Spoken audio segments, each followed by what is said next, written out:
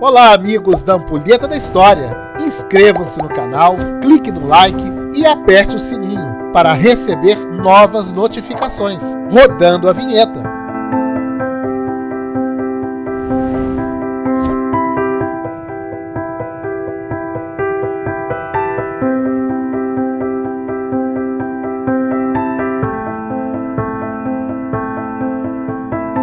Luiz Martins de Souza Dantas, um brasileiro, diplomata, nascido no dia 17 de fevereiro de 1876, na cidade do Rio de Janeiro. De tradicional família baiana, seus pais eram católicos, o senhor Manuel Pinto de Souza Dantas Filho e Dona Maria Luísa Martins de Souza Dantas. Tinha um irmão, Fernando de Souza Dantas. Luiz Martins de Souza Dantas, aos 21 anos, forma-se em Direito, ingressando no Ministério das Relações Exteriores, o Itamaraty, criado desde 13 de novembro de 1823. No período da Primeira Guerra Mundial, fora ministro interino das Relações Exteriores, com extensa carreira, desempenhando seu trabalho por países como Brasil, Rússia, Suíça, Itália e Argentina. Solteiro, intelectual, amante da arte, da boa gastronomia, das belas mulheres, classificado pelos amigos como um homem de boa alma, justo, generoso, sempre prestativo, mantendo um círculo de amizades bem restritas, com altos diplomatas. Luiz era muito bem visto por todos. Em 1919, torna-se embaixador, funcionário diplomático de mais alto nível, em Roma, na Itália. No mesmo ano, recebeu de Portugal o grau de Grão-Cruz da Ordem Militar de Cristo. É nomeado embaixador do Brasil na França em 1922, trocando Roma pela bela Paris, atuando como chefe da representação brasileira de 1922 a 1943. E em 1931, torna-se decano diplomático em Paris, título recebido por ser o mais antigo da instituição,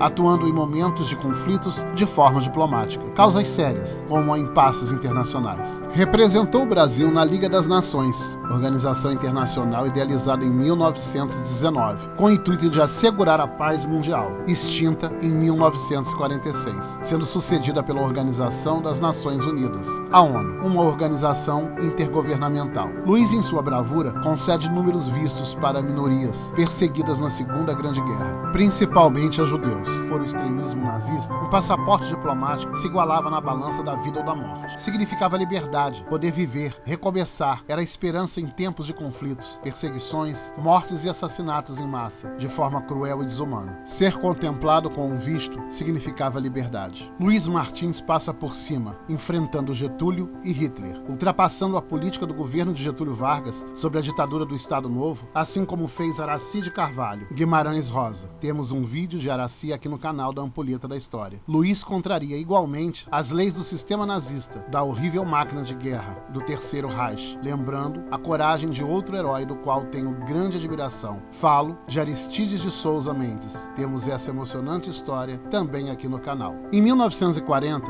Luiz Martins de Souza Dantas já vinha ajudando a refugiados na Segunda Grande Guerra. Em Paris, concede vistos irregulares com sua própria assinatura, por suas abençoadas mãos. Mãos estas que fizeram o bem maior, arriscando sua própria vida, sua carreira diplomática em prol de seu semelhante. Do outro, com a invasão alemã à França, o governo se desloca para Vichy, cidade ao centro da França, associada no período da ocupação nazista. Junto ao governo, todo o corpo diplomático estrangeiro. Os vistos emitidos já em Vichy por Luiz salvou vidas, não apenas dos judeus, mas de todos que fossem ameaçados pela perseguição nazista, minorias perseguidas. Relembrando que o Brasil, em 1942, encerra suas ligações com a Alemanha. O envio de tropas brasileiras à Europa iria demorar mais 2 anos. Só em 1944 foram enviados 25 mil soldados à guerra. Getúlio recebe a pressão da população brasileira, dos Estados Unidos e de ministros simpáticos à causa, junto a interesses comerciais e diplomáticos. Para acirrar a situação, 6 navios brasileiros haviam sido afundados na costa por submarinos alemães, chegando a 600 o número de mortos. Estes acontecimentos unem o Brasil aos americanos, ingleses e russos, contra a aliança do eixo Itália, Alemanha e Japão. Entre os que receberam o visto do diplomata Luiz Martins de Souza Dantas, estava Zimbinski, ator, diretor de teatro e televisão, um ícone artístico no Brasil, nascido na Áustria-Hungria, hoje Polônia. Chega ao Brasil aos 33 anos de idade, tornando-se um dos grandes alicerces do teatro moderno brasileiro. Em 1942, tropas alemãs ultrapassam a linha de demarcação, rompendo com o armistício de 1940, um acordo feito para cessar fogo entre o Terceiro Reich e a República Francesa, o que fora quebrado. Cria-se um pânico ainda maior. Para se conceder um visto, havia muitas exigências,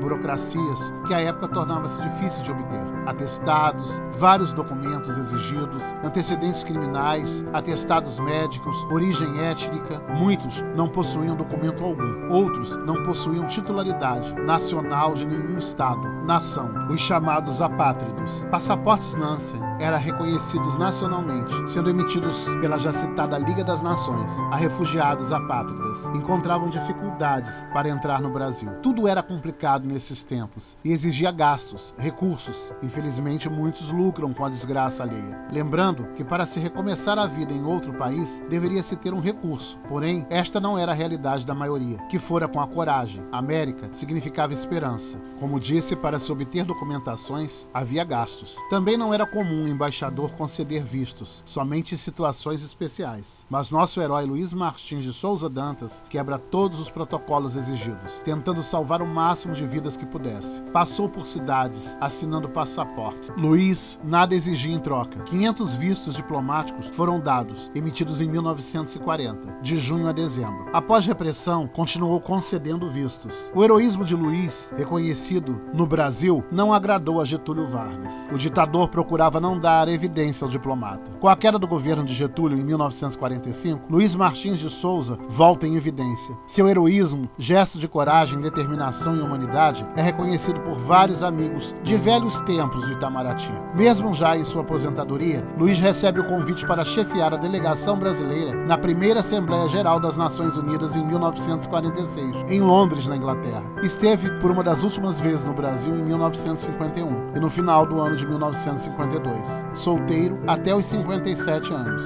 Logo, se une a Elise Hortensa Meyerstein, de origem judaica, em 1933. Uma mulher já viúva de Abraham Stein. Possuía uma grande fortuna. Sua milionária irmã era Florence. Elise e Luiz não tiveram filhos, não deixando bens financeiros, recursos. Elise falece em 1953 nos Estados Unidos da América do Norte. Luiz preferiu viver os anos seguintes de sua linda e honrosa existência na França, falecendo no mesmo ano do presidente Getúlio Vargas, aos 78 anos, em abril de 1954. Faleceu sem recursos, doente e abandonado em um quarto de um hotel Ritz de Paris. Seu translado fora feito para o Brasil e sepultado no cemitério do Caju, no Rio de Janeiro. Luiz Martins de Souza Dantas, diplomata brasileiro, cedeu centenas de vistos no período negro da história. Um justo entre as nações, proclamado em 10 de dezembro de 2003. Honra dada pelo Instituto e Museu do Holocausto, Yad Vashem. O título de justo entre as nações. Um nome que deve ser lembrado nas escolas e jamais esquecido. Um exemplo de ser humano que fez sua história de forma exemplar. Alguns até o comparam a Oscar Schindler.